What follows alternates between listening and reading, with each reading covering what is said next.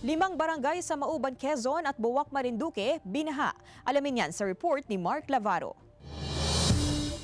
5 barangay ang binaha kaninang umaga sa isang poblasyon area sa Mauban, Quezon dahil sa malakas na buhos ng ulan. Ayon sa Municipal Disaster Risk Reduction and Management Office Mauban, alas 6 ng umaga nang bumuhos ang malakas na ulan.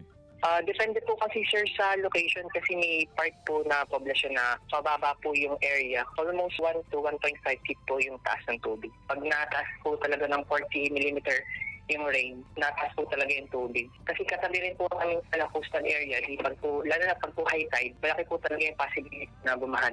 Sa ngayon, tumila ng ulan at humupa na rin umano ang baha. Passable na ulit ang mga daan sa mga motorista. Wala ring napaulat na inilikas bunsod ng pagbaha.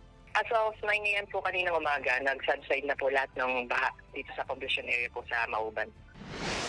Binahari ng eskwelahang ito sa Barangay Poblasyon Area sa Buwak, Marinduque kahapon. Ayon sa MDRRMO Buwak, bandang alas 3 ng hapon nang bumuhos ang malakas na ulan na nagpabaha sa nasa 7 barangay.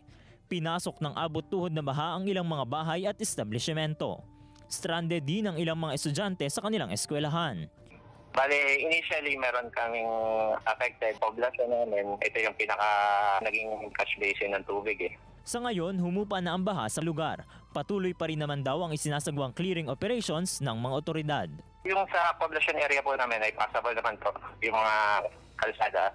Meron lang po kaming isang barangay at damage po yung isang kalsada doon. Actually ito po ay isang spillway. Sobrang lakas po ng baha ay na-damage na po. Mark Lavaro, Balitang Southern Tagalog.